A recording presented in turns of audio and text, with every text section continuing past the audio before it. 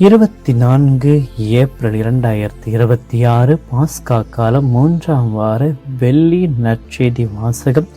யோவான் எழுதிய தூய நற்செய்தியிலிருந்து வாசகம். ஆண்டவரை மாட்சி உமக்கு. அதிகாரம் 6 இறை வசனங்கள் 52 59 முடிய. அக்காலத்தில் நாம் உண்பதற்கு இவர் தமது சதையை எப்படி கொடுக்க இயலும் என்ற வாக்குவாதம் யூதர்களிடையே எழுந்தது. இயேசு அவர்களிடம், உறுதியாக உங்களுக்கு சொல்கிறேன், மனித மகனுடைய சதையை உண்டு அவருடைய இரத்தத்தை குடித்தால் ஒழிய நீங்கள் வாழ்வு அடைய மாட்டீர்கள். என்னுடைய சதையை உண்டு என் இரத்தத்தை குடிப்பவர் நிலை வாழ்வை கொண்டுள்ளார். நானும் அவரை இறுதி நாளில் உயிர்த்தெழ செய்வேன். எனது சதை உண்மையான உணவு, எனது இரத்தம் உண்மையான பானம். எனது சதையை உண்டு என் இரத்தத்தை குடிப்போர் என்னோடு இணைந்திருப்பர், நானும் அவர்களோடு இணைந்திருப்பேன். வாழும் தந்தை என்னை அனுப்பினார், நானும் அவரால் வாழ்கிறேன். அதுபோல் என்னை உண்போரும் என்னால் வாழ்வர். விண்ணகத்திலிருந்து இறங்கி வந்த உணவு இதுவே. இது நம் முன்னோர் உண்ட உணவு போன்றதல்ல. அதை உண்டவர்கள் இறந்து போனார்கள். இவ்வுணவை உண்போர் என்றும் வாழ்வர். இயேசு கப்பர்நாவில் உள்ள தொழுகை கூடத்தில் இவ்வாறு கற்பித்தார்.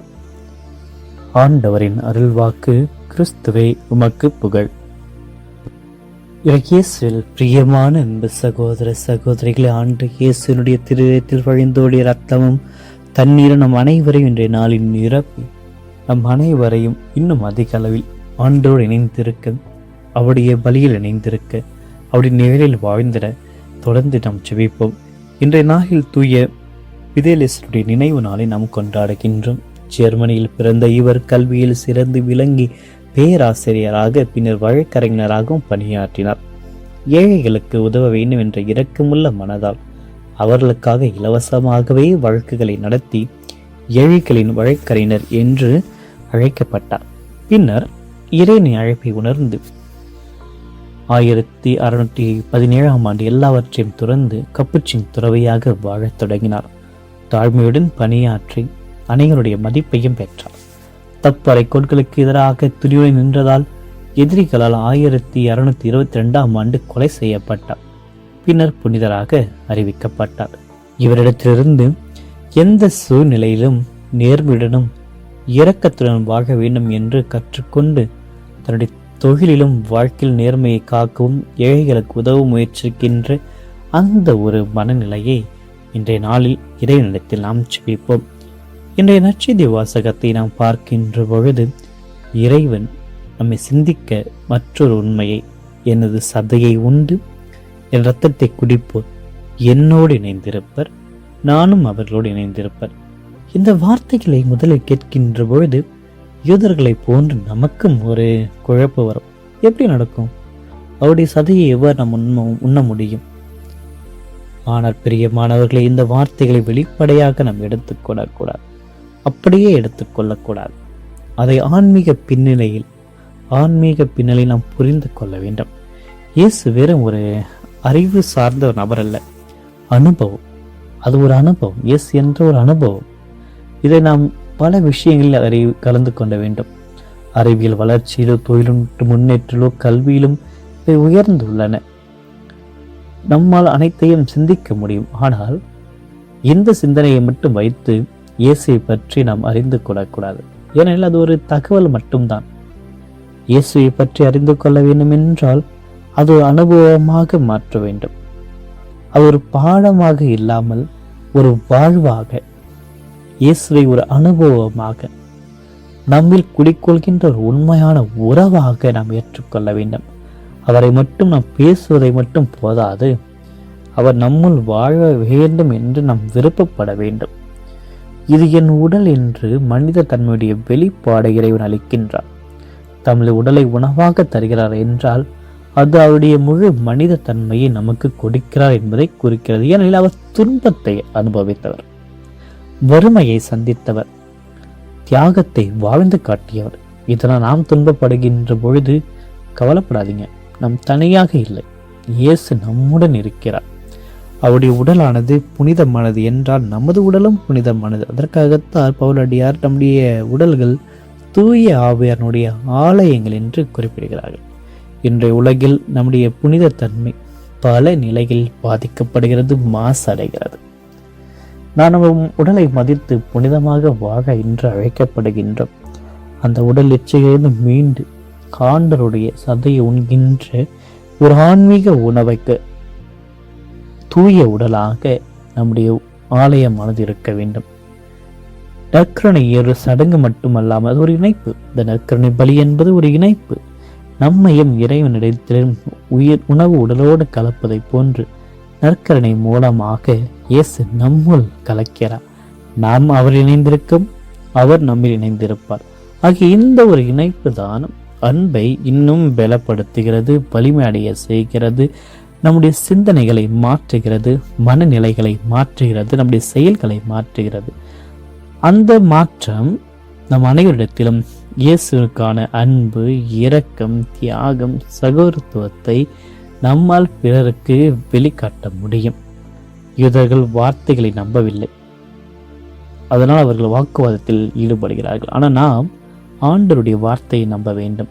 நம்பிக்கை குறையாமல் நம்முடைய வாழ்க்கையை மாற்றுகின்ற வார்த்தை இறைவனத்தில் இருக்கிறது என்று உணர வேண்டும். நமது உறவுகளிலும் இதை நாம் பார்க்க வேண்டும். நம்பிக்கை இல்லை என்றால், நம்பிக்கை இருந்தால் மட்டும்தான் அமைதி இருக்கும். நம்பிக்கை இல்லை என்றால் சச்சரவுகள் தான் இருக்கும். கடவுளுடைய வார்த்தை உயிர் உள்ளது, ஆற்றல் வாய்ந்தது. ஆக அந்த வார்த்தையை நாம் கேட்க வேண்டும், தியானிக்க வேண்டும், வாழ வேண்டும். அப்பொழுதுதான் ஆண்டவர் நம்மை மாற்றுவார். அவருடைய இறை வார்த்தை நம்மை மாற்றும். ஆக வாழ்தரும் உணவு நம்மையை மாற்றுகின்ற ஒரு சக்தி, ஆற்றலாக இருக்கிறது. நம்முடைய ஆன்மாவை வளர்க்கிறது, நமது மனதை மாற்றுகிறது, நம்ம வாழ்க்கையை புதுப்பிக்கின்றது. அதுதான் இயேசு. அந்த உணவை உண்பவள் தான் நாம் இயேசுவை போல் சிந்திப்போம். அந்த உணவை உண்டால் தான் இயேசுவை போல் அன்பு செலுத்த முடியும், இயேசுவை போன்று தியாகம் செய்ய முடியும்.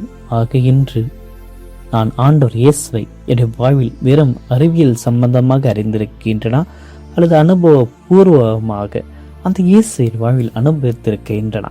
அவர் என்னில் வாழ்கிறாரா? நான் அவரை போல மாற முடியுமா என்று பல கேள்விகளை நம்மிடத்தில் எழுப்பி புதிய பாதையை நோக்கி நம்முடைய வாழ்க்கையை செலுத்துவோம். புதிய மனிதர்களாக பார்ப்போம். இயேசு தருகின்ற உணவை ஏற்போம். அவரோடு இணைந்து இந்த நாள் முழுவதும் நிலை வாழ்வை நோக்கி நாம் பயணிப்போம். ஆமீன். மன்றாடுவோமாக. என்றும் வாழும் எல்லாம் இறை வாய்ந்த புதிய நாளுக்காக மக்கு நன்றி கூறி இந்த நாளில் நாங்கள் செய்ய போகின்ற அனைத்து செயல்களையும் கொண்டாடுகின்ற ஒவ்வொரு நிகழ்ச்சியும், பிறந்த நாட்கள், திருமண நாட்கள், நினைவு நாட்கள், பல கொண்டாட்டங்களை ஒன்றாக இணைத்து ஜெபிக்கின்ற இந்த வேளையில் ஆண்டவரை எங்களுடைய ஒவ்வொருடைய மன்றாட்டை ஆசீர்வதித்தருளும். நாங்கள் இந்த காணொலி மூலமாக ஜெபிக்கப் போகின்ற ஒவ்வொரு மன்றாட்டுகளையும் உம்முடைய தெய்வீக பிரசன்னத்தை நாங்கள் அளித்தருளும். அன்பும் நிறைந்த எவ்விண்ணக தந்தையே, இந்த வெள்ளிக்கிழமைகளில் உமது அருளை நாங்கள் தொடங்கி உமது திருவுளத்தை நிறைவு செய்கின்ற ஒரு நாளாக இன்ற நாள் எங்களுக்கு அமைந்திட துணையாக வாரும். வாழ்தர உணவு நானே என்னை தம்மை அளித்த இயேசுவே, நாங்கள் உம்மை வெறும் அறிவாக அல்லாமல் எங்கள் வாழ்வில் உள்ள அனுபவமாக ஏற்று அதன்படி வாழ்ந்திட, உம்மை உட்கொண்டிட எங்களுக்கு உதவியாக வாரம். உம்மையே உணவாக பெறுகின்ற ஒவ்வொரு முறையும் நாங்கள் உம்மோடு இணைந்து செயல்பட ஆண்டவரே எங்களுக்கு கிருபையை புரிந்தரலாம். உமது அன்பு, தியாகம், இரக்கம் ஆகியவற்றினால் எங்கள் அனைவரையும் நிரப்பியறலும். தூயே பிதலேசை போன்று நேர்மையுடனும் இரக்கமுடன் நாங்கள் வாழ்ந்திட, அவருடைய மனநிலை எங்களில் வைத்திட எங்களுக்கு உதவியாக வாரம். ஏழைகளை காக்கின்ற இரக்கமும் உண்மைக்காக நிலைத்து நிற்கின்ற துணிவையும் எந்த சூழ்நிலை மறுக்காத நம்பிக்கை எங்களுக்கு தரும். இறைவா, எங்களுடைய அன்றாட பணிகள் நேர்மறை நடந்திட எங்களுக்கு உதவியாக வாரும். சிறிய விஷயங்கள் கூட உண்மையை காக்கின்ற உண்மையோடு நாங்கள் நடந்திட நேர்மையோடு நடக்கின்ற ஒரு நல்ல மனநிலையை எங்களுக்கு தந்துள்ளோம். எங்களுடைய வார்த்தைகள், சிந்தனைகள், செயல்கள் அனைத்திலும் ஆண்டவரே உமக்கு பிரியனமாக அமையட்டும். இன்றைய நாள் நாம் சந்திக்கின்ற அனைவரிடத்திலும் அன்பும் அமைதியும் பகிர்கின்ற ஒரு கருவிகளாக எங்கள் அனைவரையும் மாற்றியலும். உண்மையில் இணைந்திருக்கின்ற கிருபையினால் நாங்கள் ஒரு புதிய மனிதராக வாழ்ந்திட, புதிய பாதையில் நடந்திட எங்களுக்கு உதவியாக வாரம். இந்த வெள்ளிக்கிழமைகள் எங்களுடைய குடும்பங்கள், பணியிடங்கள், எங்களுடைய திருச்சபை, உலகம் அனைத்தையும் ஆசீர்வதித்தலும். அமைதி, ஒற்றுமை, நீதி எங்களை நிரப்பியறலும். கடந்த தேர்தலில் நாங்கள் வாக்களித்த நிறைவு செய்த அந்த ஒரு நாள் இருக்கின்ற எங்கள் அனைவரையும் ஆசீர்வதித்து நல்ல ஒரு தேர்தல் முடிவுகளை, நல்ல ஒரு நாட்டு தலைவர்களை, நல்ல சுயநலமில்லா தலைமை பண்புகளை, அந்த தலைமை பண்புகளோடு வருகின்ற நபர்களை தேர்ந்தெடுத்தருளும். ஆண்டவரே, எங்களுடைய நாட்டை, எங்கள் மாநிலத்தை, எங்கள் ஊரை, எங்களுடைய நகரங்களை ஆசிர்வதையும் எந்த விதமான வன்முறை இல்லாமல், எந்த விதமான சீர்கேடுகள் இல்லாமல் அமைதியுடன் மகிழ்ச்சியுடனும் முன்னேற்றத்தை நாங்கள் கண்டெடுத்திட ஒவ்வொரு நாட்டின் குடிமக்களையும் அதை ஆளுகின்ற தலைவர்களையும் நிறைவாக ஆசீர்வதித்தலும். இன்று உண்மையை நம்பி நாங்கள் ஜெபிக்க இருக்கின்ற அனைத்து நம்பிக்கையையும், அனைத்து மன்றாட்டுகளையும் எங்கள் ஆண்டவர் இயேசு கிறிஸ்து வழியாக உம்மை பார்த்து ஜெபிக்கிறோம். ஆமீன். எல்லாம் வல்ல இறைவன், தந்தை, மகன், தூய ஆவியார் உங்கள் ஒவ்வொருவரையும் நிறைவாக ஆசீர்வதிப்பாராக. ஆமீன்.